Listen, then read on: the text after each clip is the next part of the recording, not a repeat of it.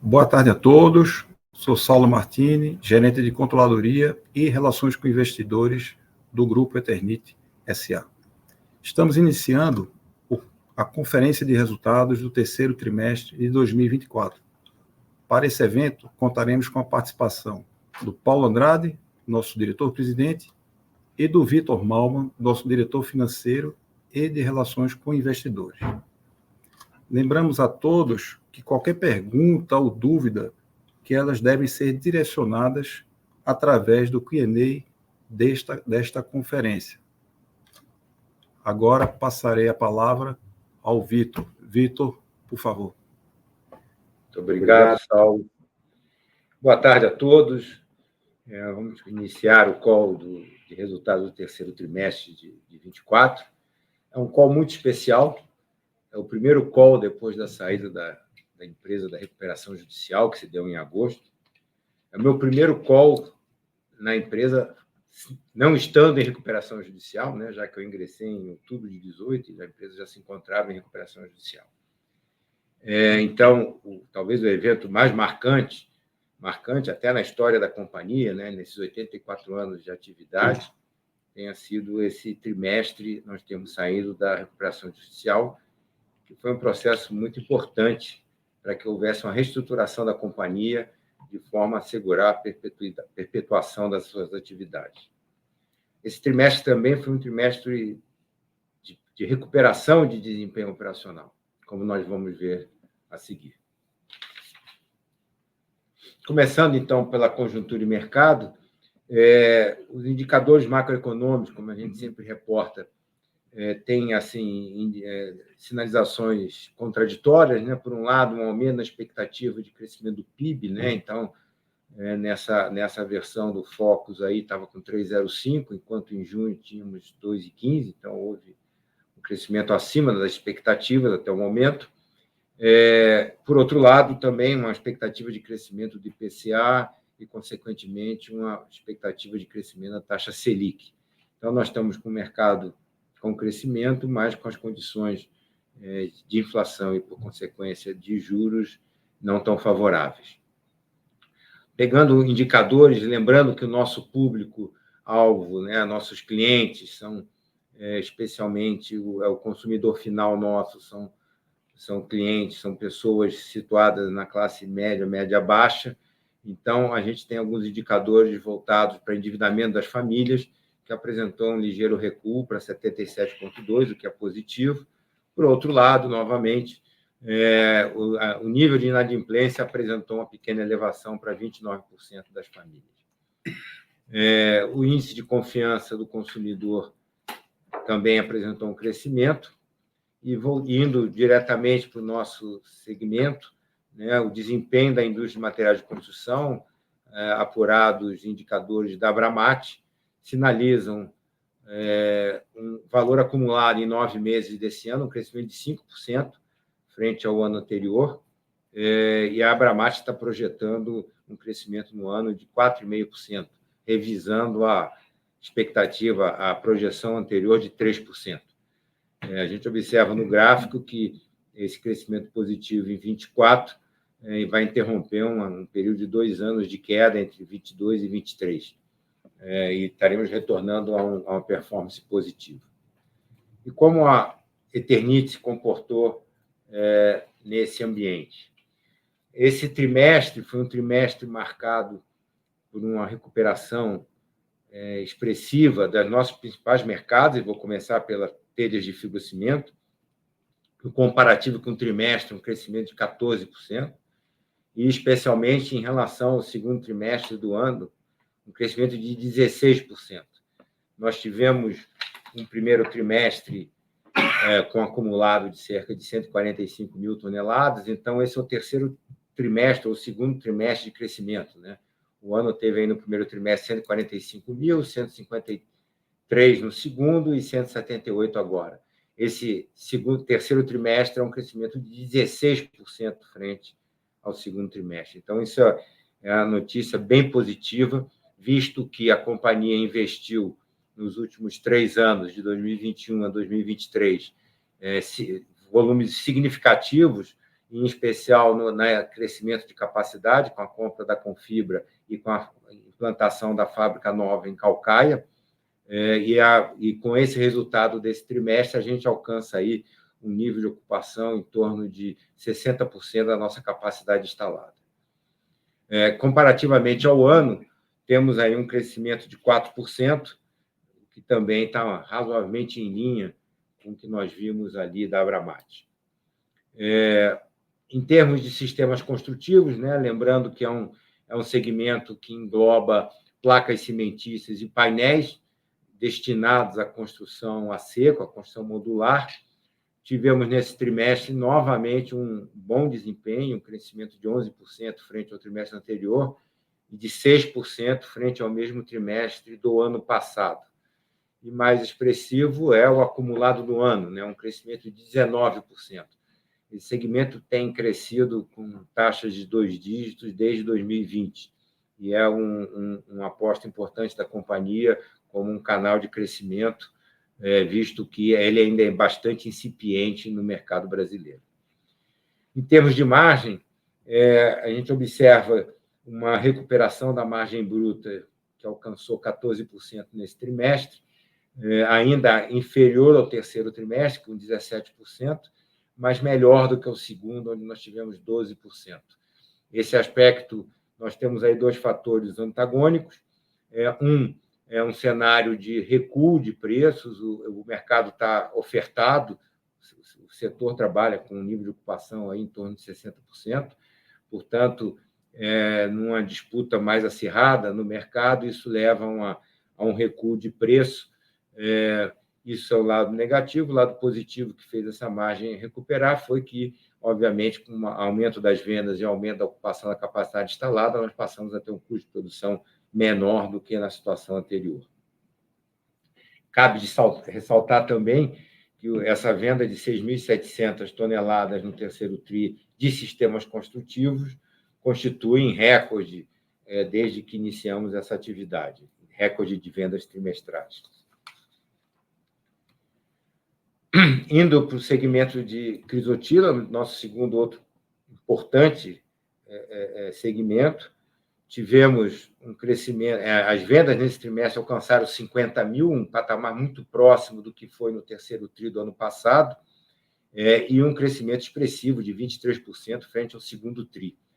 Então, o primeiro semestre desse ano foi um semestre fraco para exportações de crisotila, em função de limitações de oferta de produto decorrente de questões de parada para manutenção no primeiro TRI, incidência de chuvas aí ao longo do segundo TRI também na região.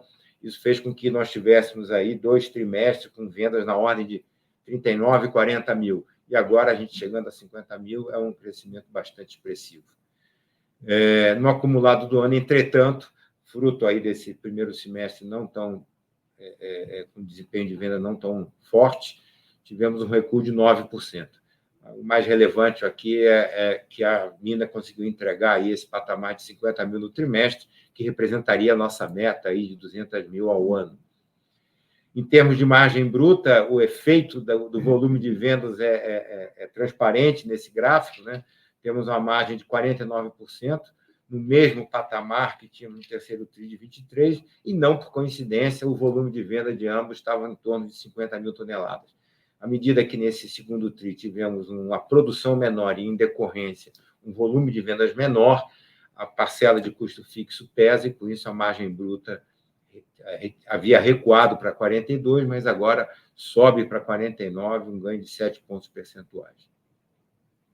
No segmento de telhas de concreto, o acumulado, o trimestre contra trimestre, apresenta um crescimento de 11%, a exemplo dos demais segmentos.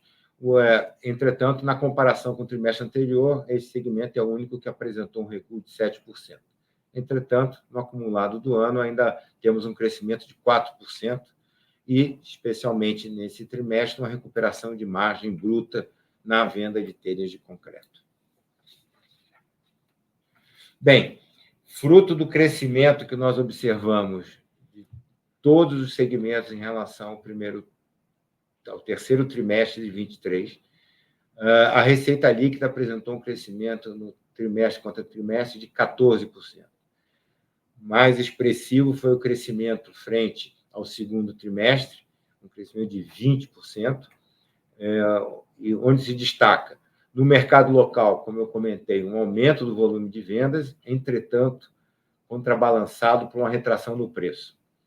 O fato importante foi que esse ano nós estamos com a unidade de calcário operando desde o início do trimestre, e é importante ressaltar que nesse terceiro trimestre o nível de ocupação de calcário alcançou 85%. Ela está desempenhando acima da média do grupo como um todo.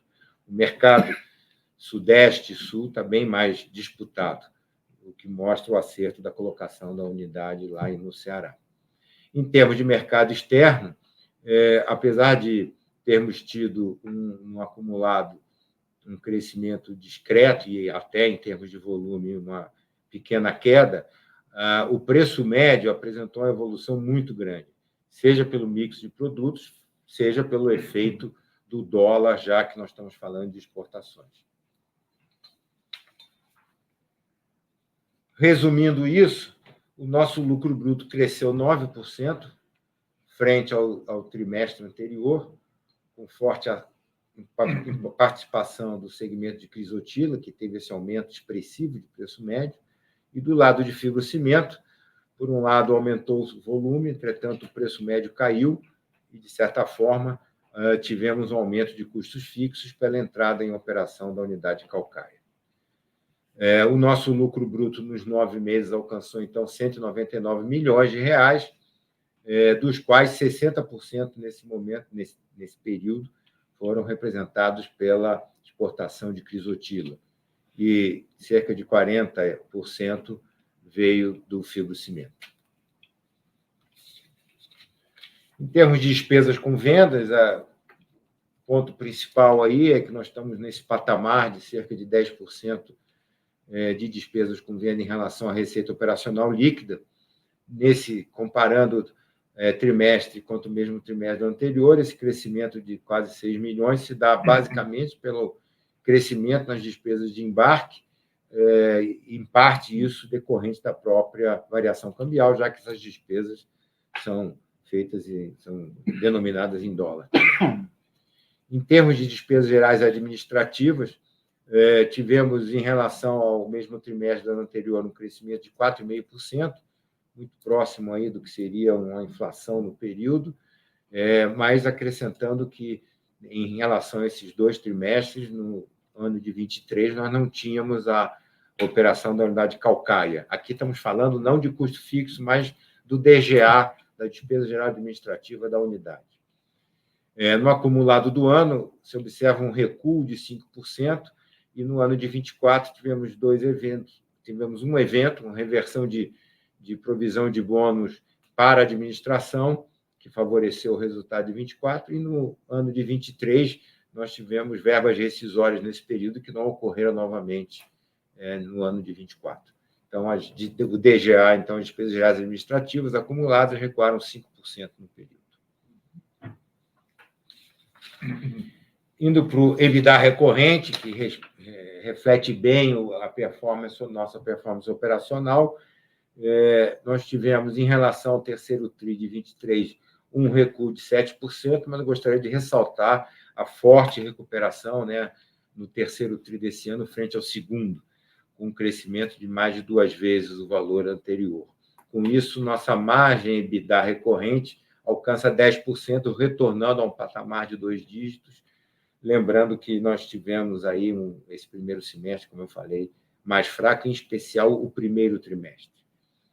Isso fica muito claro quando vamos para o lucro líquido do trimestre de 18,6 e o acumulado ano de 30 milhões e meio. A soma das parcelas do segundo TRI e do terceiro TRI praticamente compõe o resultado do ano, visto que o resultado do primeiro TRI foi bastante fraco. Na comparação do terceiro TRI de 23, ocorre um recuo no nosso lucro, mas temos que lembrar que no terceiro TRI de 23 nós registramos um resultado que antigamente se chamava de não operacional, da venda de de créditos relacionados a empréstimo compulsório da Eletrobras. Indo para o endividamento, boas notícias. O endividamento líquido da companhia totalizou 606 milhões no final do terceiro trimestre.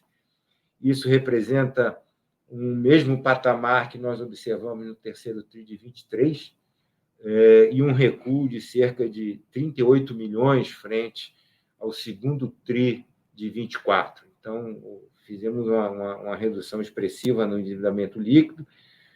Boa parte disso fruto da queda na dívida bruta, ela alcançou 123 milhões, cerca de 123 milhões no fechamento do ano, um recuo de 13% frente ao fechamento do ano passado, 31 de dezembro, o que representa uma redução de 19 milhões. Nas linhas de longo prazo, basicamente, nós temos aquele financiamento base que foi utilizado para a construção da unidade em Manaus e as duas linhas de longo prazo que foram captadas para fazer frente ao desembolso da unidade de calcaia de fibrocimento. Uma captação Finame Capital de Giro de 30 milhões e duas operações de CCE de 26,6 milhões. Em termos de endividamento de curto prazo, nós fechamos o trimestre com cerca de 40 milhões em ACE, que é uma linha que a empresa acessa a um custo bastante competitivo, cerca de 8% ao ano. Então, é uma operação bastante interessante. De qualquer forma, houve o recuo, teve uma parcela expressiva do recuo do endividamento bruto decorrente da redução do nível de desconto de ACE. Quando a gente observa o perfil da dívida, considerando a parcela de curto prazo das linhas de longo prazo, mais o valor de curto prazo do ACE, cerca de 48% está no curto prazo e 52% no longo prazo. Em termos de dívida concursal, resumidamente, a dívida concursal hoje é basicamente o financiamento do BASA. Nesse período, fruto do aditivo aprovado e homologado agora em agosto, que resultou na saída da companhia do processo de recuperação judicial, ou do encerramento desse processo, a companhia, então, fez pagamentos da ordem de 7 milhões, basicamente os credores classe 1 que estavam no quadro até aquela ocasião, e também o pagamento da amortização do empréstimo Brasa. Com isso, hoje, o saldo a pagar do BASA é de 26 milhões e meio, ele é quitado até 2031, há uma taxa pré-fixada de 7%, então vai ser pago na curva do empréstimo normalmente. O restante, de cerca de 4,5 milhões de reais, são credores que não compareceram para recebimento. Tá? Então, tirando a dívida do BASA, deve ter cerca de 70 mil reais de novos credores trabalhistas, quem estavam no fechamento de setembro, que, inclusive, já foram quitados ao longo de outubro. É bom lembrar que esses 4 milhões e meio eles permanecerão no nosso balanço, não tem mais nenhum tipo de... não sofre mais nenhuma atualização ou incidência de juros, eles vão perder materialidade à medida com o passar do tempo, mas nós não daremos, eles continuarão registrados no nosso balanço. E agora um breve histórico do que foi a recuperação judicial. Eu acho que deve ser o último trimestre que a gente fala dela, mas só para fazer uma linha do tempo aí. Em março de 18, especialmente 19 de março de 18, nós ajuizamos o pedido de recuperação judicial, e essa data é fundamental porque dívidas, créditos decorrentes de fatos geradores anteriores a essa data serão pagos nos termos estabelecidos no plano de recuperação judicial e seu primeiro aditamento. Então, nós saímos do processo de recuperação judicial, mas o que consta do plano e do aditamento é o que regula como pagar qualquer crédito que tenha como fato gerador data anterior a 19 de março de 2018. Em abril de 18, houve o deferimento por parte do juízo. Em maio de 19, então, praticamente um ano depois, aprovamos o plano na Assembleia Geral de Credores, e, a partir daí, começamos a cumprir o plano, lembrando que, nesse interregno, houve um questionamento por parte de credores da classe 1, o que fez com que nosso processo demorasse mais do que os indicadores financeiros indicariam, né? Nós estávamos numa situação já bastante confortável de cumprimento do plano, já a partir de 2022, mas, entretanto, persistia uma questão, uma discussão em relação à forma de pagamento da classe 1, e, como eu já manifestei, isso era muito importante para nós, porque qualquer ação, qualquer crédito que se configure como classe 1 será pago nos termos previstos no plano. Em função da demora na solução jurídica, nós ingressamos em negociações com os novos credores, porque os credores originais já tinham sido quitados, e fizemos, então, um pedido de homologação do primeiro aditamento, isso em outubro de 23. Terminou sendo realizada uma Assembleia de Credores em maio de 24, que aprovou, sem voto contrário, a proposta do aditamento, e, com isso, em agosto, o juízo da segunda vara de falência, então, decretou a sentença de encerramento do processo de recuperação judicial. Então, com isso, encerra-se o capítulo da recuperação judicial na companhia. Em termos de mercado de capitais, as ações fecharam o trimestre a 5,61, comparando com o valor patrimonial, fechamos a 44% do valor patrimonial, né, com desconto, uma queda frente, estamos observando uma queda no valor das ações. Vamos ver se a gente consegue agora, com a saída da recuperação judicial, com o resultado da operação desse trimestre melhor, ter uma percepção melhor por parte do mercado. Em relação ao nosso valor de mercado, então, estava em 347 milhões, uma base acionária de cerca de 24 mil acionistas, sendo que 60% do nosso capital está na mão de pessoas físicas. Finalizando como evento subsequente, né, na reunião de conselho realizada ontem, foi aprovada, então, nos termos da política de distribuição de política de dividendos do seu capital próprio, recentemente atualizada, em 13/9, foi declarado, então, 3,2 milhões de reais a título de juros do capital próprio, o que representa cerca de 5,2 centavos por ação, e que serão pagos, conforme preconiza a política, no último dia útil de março de 25, que é o dia 31 de março.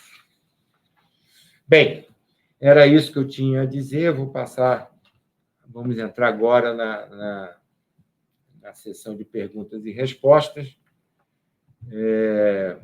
Estou aqui com o Paulo, também ingressa no nosso call.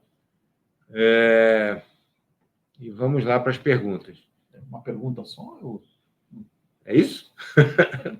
Uma pergunta só. Então, essa é a pergunta que nós vamos falar meia hora sobre ela. Uma apresentação clara como a sua, né? Espero que sim, né? Por quanto tempo a companhia amargura baixos lucros e, consequentemente, baixos dividendos? Obrigado. Bem, na verdade, nós voltamos a pagar dividendos a partir de 2022, fruto do resultado de 21, ainda em recuperação judicial, né? Isso era bastante atípico. De fato, o resultado de 21 foi bastante expressivo, né? Foi um boom, foi um ano histórico para o setor de material de construção. Depois disso, tivemos aí, em 22, um recuo, e, como eu mostrei até nos indicadores da Abramat, né, 22, a sinalização do mercado como um todo foi uma queda de cerca de 7% no faturamento, em 23, de 2%. Então, sem dúvida, houve uma ressaca aí do movimento de 21, e, fruto disso, obviamente, nossos resultados talvez não tenham atendido às expectativas do mercado. Mas estamos confiantes. Eu acho que esse terceiro trimestre mostra uma evolução positiva nos dois principais segmentos, né? No fibrocimento, a gente cresce expressivamente, e também no segmento de exportação. Então, temos que aguardar. Não temos um guidance para dizer quando é que o setor vai estar numa performance lucrativa. A finalização para esse ano é positiva da Abramat, né? Um crescimento de 4,5%. Não sei, Paulo, se você quer acrescentar alguma coisa. Não, acho que a gente tem uma maneira de olhar, né? Como é que é o nome dele? É José... Esqueci de verdade. José é que não dá para ver Não dá, direito ali pelo e-mail, né? Mas, José, só respondendo sua pergunta, a gente olha da seguinte maneira. Primeiro tem a mina é como se fosse um reloginho para a gente, né? Venda mais ou menos 200 mil toneladas por ano. Esse ano a gente tem o privilégio de ter um preço melhor, né, do que a média dos anos anteriores, né? Então, o dólar que está ajudando também, né? O nosso problema nos últimos tempos tem sido o fibrocimento, porque a gente vem de um momento em que passamos pela pandemia, a gente sabe, ninguém gastava dinheiro com nada, né? Podia viajar e tudo, e muita gente fez investimentos dentro de casa, né? Fazendo melhorias na sua construção, no seu lar, né? E com isso, a gente que vem de um segmento que tinha capacidade ociosa, houve uma demanda muito grande e a gente atendeu essa demanda de telhas, né? A gente faz uma estimativa, que a gente não tem auditorias próprias aqui no mercado de construção civil, a gente trabalha muito com dados de associações, de fabricantes, né, de cimento e tal. A gente faz uma estimativa que, antes da pandemia, o mercado mensal de telhas de fibrocimento girava em torno de 200 mil toneladas por mês, né? De repente vem a pandemia e em 21, para você ter uma ideia, a gente estima que houve uma demanda mensal de 340 mil toneladas, ou seja, houve um boom, né? Como a gente tinha capacidade ociosa no mercado, nós mesmos tínhamos, a gente atendeu a grande parte dessa demanda e com isso a gente interpreta que houve um adiantamento do consumo de telhas, né? A gente acabou vendendo telha antes da hora que seria necessário. Depois, logo em seguida, veio o efeito, né? O 22 ainda foi razoável, o 23 realmente cai bastante, né? A gente estima que o 23 ele cai, o mercado como um todo, para 180 mil toneladas por mês, né? Ou seja, ele fica abaixo do mercado que nós tínhamos mensal para 2015 e 2016, né? E geralmente esse mercado de telhas cresce de maneira orgânica, né? Mais ou menos como o PIB, né? Agora, em 24, a gente estima já uma retomada do mercado para 220 mil toneladas, que era mais ou menos o que a gente tinha no passado. Acho que a tendência agora, que passa o tempo, é a gente reconstruir o que seria realmente uma demanda normal de mercado, né? E as empresas pararam de investir em capacidade, né? Porque viram realmente que a gente está com muita capacidade ociosa. Então, existem perspectivas de que realmente haja uma melhoria. Você viu o terceiro trimestre versus o segundo tri, né? Como o Vitor bem mencionou, a gente tem uma melhoria muito grande, né? A gente sai de trimestres anteriores que a gente perseguia 50 mil toneladas mês para um trimestre agora, como esse último, em que a gente tem uma média muito mais próxima de 58 mil toneladas mês, né? Então, isso já tem sido muito positivo. O problema ainda chama-se preço, né? Porque nessa guerra toda, né, de demanda baixa, a gente não conseguiu ajustar preço ainda, e os insumos, eles foram mais competentes, né? Eles conseguiram ajustar o preço deles, né? Então, com isso, a gente está com margem bem apertada. Agora, em setembro, a gente fez um aumento de preço. A gente conseguiu emplacar um aumento de preço, né, na faixa de 5% mais ou menos, algumas regiões 4%, outras 7%. Então, vai dar uma média de 5% que está se refletindo agora, especialmente no final do trimestre e começo desse novo trimestre agora. Então, a gente já tem uma recuperação de margem.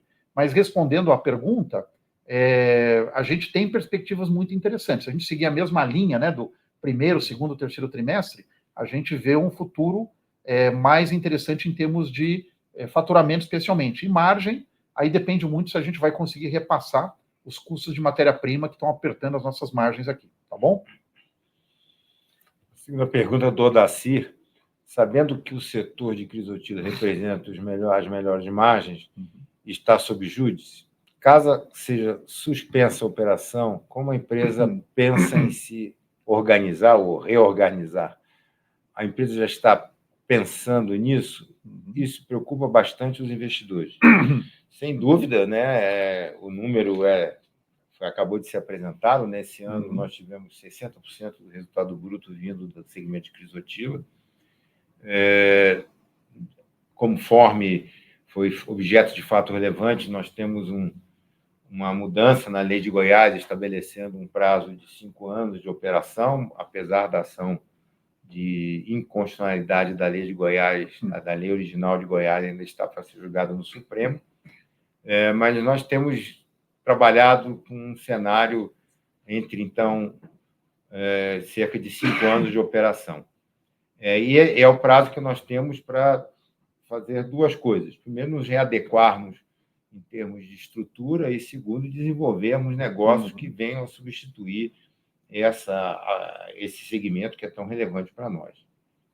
Paulo? Acho que é isso, né? Acho que, primeiro, a gente tem que definir os 5 anos, né, que ainda está em discussão dentro do STF. A gente está acompanhando dia a dia, pode ser amanhã, pode ser para fevereiro do ano que vem, né, depois do recesso, a gente não sabe exatamente quando tem uma resposta. E como o Vitor bem disse, se a gente consegue os 5 anos, a nossa estratégia é o seguinte: a gente vai tentar desenvolver algum negócio para poder estar substituindo a crisotila no futuro, né? Hoje a gente tem 1/3, né, mais ou menos, né, Vitor, do nosso faturamento vindo da crisotila. A gente teria que desenvolver algum negócio para repor esse 1/3 de faturamento, né, a margem gerada pelo negócio. A crisotila é um negócio gerador de caixa, então nos daria realmente recursos para poder entrar no mercado e fazer algum crescimento inorgânico, né, ou algum crescimento orgânico de inovação dentro das nossas linhas de produto, para a gente voltar a manter o mesmo padrão de faturamento que a gente tem hoje na faixa de 1,2, né, bilhão de reais por ano de faturamento líquido, né? Então, a gente quer aproveitar bem esses 5 anos, né, quando forem definidos, para a gente retomar, né, esse gap de faturamento com alguma coisa diferente, tá? Essa é a nossa estratégia. Se não houver isso, a gente tem que readequar a companhia para que caiba dentro do bolso do faturamento do fibrocimento, que, de novo, né, hoje é 60% na mina, porque a gente tem uma situação atípica, né? Realmente a margem do fibrocimento está muito aquém do que já foi historicamente, né? A gente está com o EBITDA bem abaixo, por uma questão, né, pontual do mercado, né? De uma competição muito acirrada no mercado, que a gente acha que vai se regular, né? Porque o mercado não aguenta esse nível de margem baixa do jeito que está, tá? Então, a nossa estratégia é essa: aproveitar os 5 anos de maneira inteligente, com o fluxo de caixa de um negócio como a mina, né, que realmente é um gerador de caixa, para a gente se recompor como companhia do mesmo tamanho. Tá? Josias pergunta: a empresa espera conseguir compensar futuramente as receitas que vêm da exploração de amianto e será perdida pela paralisação? Acho que é basicamente o que já foi respondido. Basicamente, nós estamos falando de num horizonte de 5 anos, utilizar esse fluxo de caixa para desenvolver negócios que substituam esse segmento que hoje é representativo. O que a gente pode adiantar para todos é que já foi feito realmente um plano estratégico na companhia, né, com possibilidades de expansão em outros negócios. A gente tem mapeado possibilidades, oportunidades, né? Então só falta realmente essa definição da mina, né? Tendo a definição da mina, a gente sabe o nível de velocidade que a gente tem para recompor esse faturamento, tá? Mas é o que a gente falou antes aí, sem mudar nada. O José comenta: pelo que entendi, o amianto ainda representa 60% do lucro. Qual a perspectiva da Eternit com isso? Isso preocupa?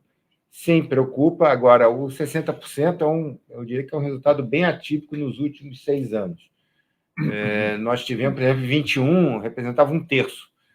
21 foi um ano maravilhoso para o fibrocimento, mas talvez a base tomando o 24 não seja mais fair, talvez a média desses dois. Mas, obviamente, independente do número, ele hoje representa uma parcela relevante do nosso resultado, e a companhia e a administração da companhia está focada nesse aspecto.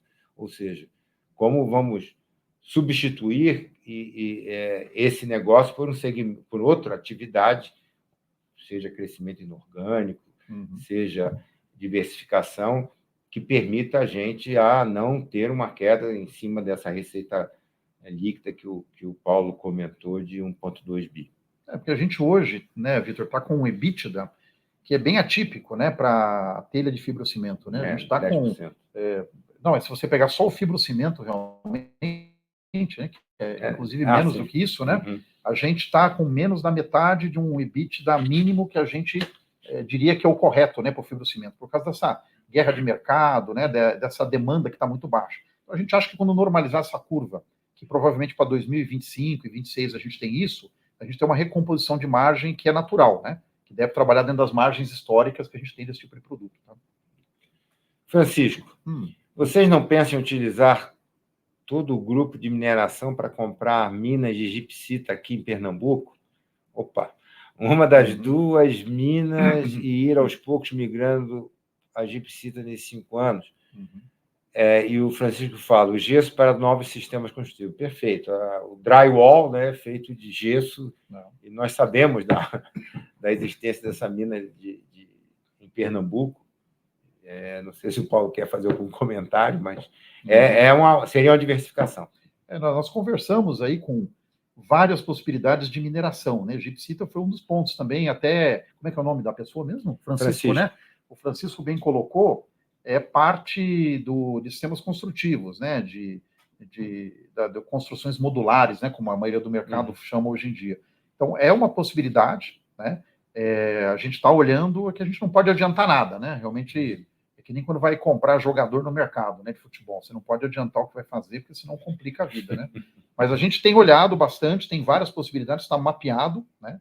E a gente, assim que definir a mina, porque a gente fala o seguinte, não adianta a gente traçar uma estratégia sem ter a definição primordial, que é quanto tempo a gente tem essa mina. Dependendo do tempo que a gente tem a mina, a gente pode ir para algum tipo de evolução ou outro tipo de evolução. Ou para outra. Né? Obviamente, dependendo do tempo, nós temos um plano A e um plano B. Exatamente. Né? Bem, agora o José informou seu nome, José Roberto Dodge. Legal. Obrigado, Dodge. Ele pergunta, as chuvas de abril do Rio Grande do Sul, onde, infelizmente, causou tantos prejuízos, afetou as vendas da companhia na região? Assim, o primeiro movimento, de fato, teve um concorrente que tinha uma unidade local e que paralisou sua produção. Eu diria que, em termos de demanda, não houve ainda uma evolução muito grande, que é um processo mais lento de reconstrução. E também, eu acho que nesse primeiro momento foi muito mais a questão de limpeza de área e, eventualmente, de pinturas do que propriamente de troca de telhados. Mas, pelo lado de oferta, teve um impacto, mas que talvez esteja capturado nesses números que nós mostramos aí, de um crescimento de 16% nas vendas físicas de telhas de fibrocimento nesse terceiro trimestre. Porque é difícil, né, Vitor? Qualquer conjectura que a gente tenha, não tem uma base realmente, né, de dados, né? Certamente aumentou a demanda. Talvez nós não sejamos os mais privilegiados, porque tem plantas concorrentes que estão mais próximas, né, no Rio Grande do Sul, ali em Santa Catarina e tudo mais. Mas certamente aumentou um pouco a demanda. Isso é porque a gente sai de 50 mil, na média, toneladas por mês, no segundo tri, passa para mais ou menos próximo de 60 mil. Tem um componente do Rio Grande do Sul, certamente, mas foi menos do que a gente imaginava. A gente pensou que no primeiro momento ia ter um boom de demanda, né, para vendas no Sul, e a gente não sentiu isso. Tá? A gente sentiu até mais com chuvas fortes no Centro-Oeste, né, e com algumas chuvas aqui no Sudeste, do que propriamente com o desastre lá no Rio Grande do Sul. Tá? Apesar do mercado ser vaso comunicante, né? Quando um produtor deixa de operar na região, ele deixa de mandar para outras regiões, e, por outro lado, o produtor B joga para lá ao invés de mandar para outras regiões. É tudo um vaso comunicante. O resultado disso é que nossas vendas cresceram aí 16% no trimestre. O Odacir pergunta, 5 anos, mas se não tiver 5 anos, se for amanhã? Odacir, amanhã eu acho que não será, porque eu acho que o voto do relator estabelece 1 ano, mas 1 ano seria um prazo de reorganização da companhia, não de negócio. Reorganização da estrutura da companhia. Não sei se... Eu acho que a gente tem vários cenários, né? A gente acredita que os 5 anos fazem mais sentido. Por quê? Porque tem uma lei do Estado de Goiás que realmente coloca esse prazo, né? De uma maneira científica, né? Com todos os cuidados que têm que ser tomados para a desativação da mina de maneira responsável, na parte de meio ambiente, e mesmo na parte social, né? Porque você imagina, é uma cidade que hoje, nas nossas contas, quase que 40% da população depende direta e indiretamente da nossa mina, né? Então, eu acho que desligar a chave de uma maneira precipitada é uma coisa ruim para todo mundo, né? Ninguém ganha com isso. E a gente teve já o voto, né, de um dos juízes do STF, né, colocando 5 anos, né, como sendo um prazo desejável, né? E a gente tem esperança que o relator revise o voto para 5 anos, né? Já que tem esse fato novo, que é a lei de Goiás, que prevê em detalhes todas as obrigações da companhia, tá? Agora, como o Vitor falou, o mínimo que a gente trabalha, né, na mesa hoje é 1 ano, né? Porque o voto do relator já previa 1 ano, tá?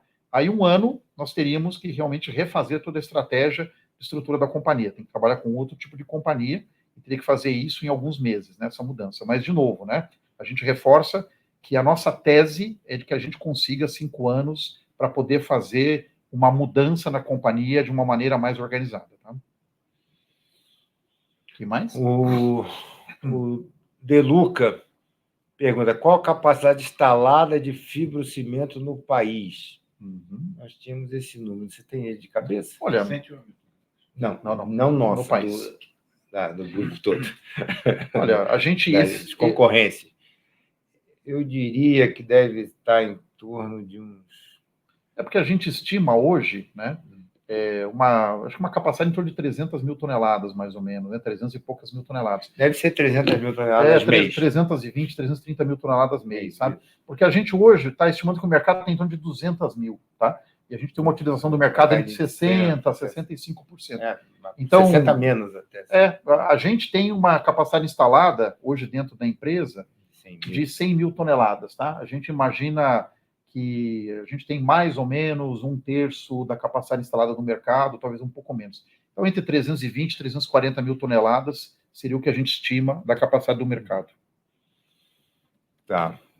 O Francisco pergunta: a ADI 6.200 possivelmente modulará os efeitos para 5 anos, tempo suficiente para o estudo de migrar para a mineração de gipsita, que o Brasil, especificamente aqui Pernambuco, seria um caminho a seguir na desmobilização da mina de amianto para ficar no gesso e suas modalidades? É uma alternativa que vai ser avaliada, mas assim, não temos nada além dessa lógica que faz sentido termos, por exemplo, drywall dentro do portfólio dos nossos sistemas construtivos. Nossa placa cimentícia ela é muito utilizada externamente, né, em área molhada, como a gente fala. Drywall para a área interna, seca. Mas faz parte do mesmo mercado. O José pergunta: a Eternit ainda tem algum processo de recompra de ações em aberto? Pergunto, pois o valor da ação atual está em 5,61, informado no fechamento do trimestre. Veja, José, nós temos um programa de recompra muito discreto, que, na verdade, não é um programa de recompra, está associado ao incentivo de longo prazo para parte da administração que se dá pela compra de ações. Então, por isso é que nós tivemos a compra de algumas ações no início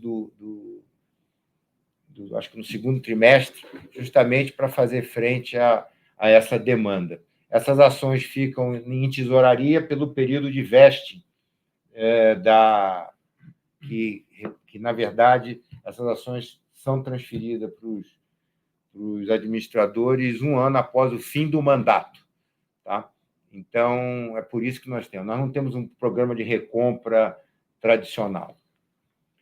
O Francisco pergunta... Você já foi, não foi? O Francisco fala novamente da gipsita, está descartado... Então, posso acreditar que em um futuro a mineração da gipsita não está descartada pela empresa? Já falei, podem contar comigo aqui na região. Muito obrigado, Francisco. O Francisco também coloca que, como jurista e como investidor, acredito plenamente na modulação de 5 anos. A questão é que virá depois. Confio na empresa há pouco mais de 5 anos que volte a gerar um valor nas ações. E é importante que serão 5 anos após as adequações a serem feitas. Perfeito. Concordamos com ele. Eu acho que o caminho é por aí mesmo, né? O Daci comenta: na apresentação do segundo trimestre, vocês falaram que tinham contratado uma consultoria terceirizada para tratar, avaliar reduções, controle de custos. Alguma medida já aplicada? Quanto veremos esses resultados concretos? Bom ponto. De fato, nós contratamos a Álvares e Marçal para fazer um trabalho.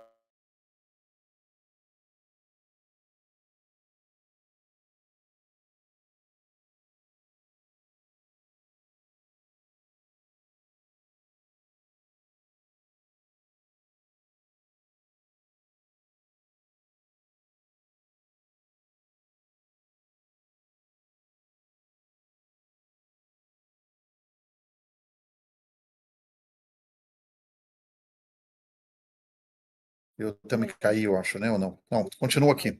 Deixa eu tentar responder a pergunta, né? Num primeiro momento, até que o Vitor volte. A gente contratou Álvares Marçal, eles fizeram um excelente trabalho, eles fizeram desde a análise de estrutura nossa, da CGN da companhia, até na nossa parte variável de fábricas, de matérias-primas e tudo mais. E a gente teve, sim, bons resultados. Na parte de custo fixo, a gente já fez adequações na companhia, na parte de estrutura, reduzindo realmente estrutura, gerências, combinando atividades, e na parte variável, a gente está praticamente agora, né, Vitor, terminando com esse processo e capturando algumas economias, né, em compras de vários tipos de insumos, né, a gente tem potenciais interessantes aí de otimização em vários tipos de insumo, né, em combustíveis, a gente está olhando, estamos olhando contratos, né, e tudo mais, sabe? Vitor. Desculpe aí pela queda. Bem, mas como disse o Paulo, nós contratamos a Alves Marçal, eles fizeram a avaliação da estrutura de SG&A, de DGA, despesas gerais administrativas, de custo de produção, estrutura das unidades industriais, da área comercial. Eu diria que as melhores oportunidades que eles identificaram estavam relacionadas a insumos. Então, a gente renegociou o GLP, estamos renegociando resina de polipropileno, renegociamos embalagem, sacaria. A grande parte disso se reflete muito mais em custo variável do que em estrutura de custo fixo. Isso é uma notícia, eu diria, copo meio cheio, meio vazio, né? Quer dizer que a nossa estrutura não estava, já tinha um nível de otimização razoável, também não poderia ser diferente, né, com a empresa em recuperação judicial.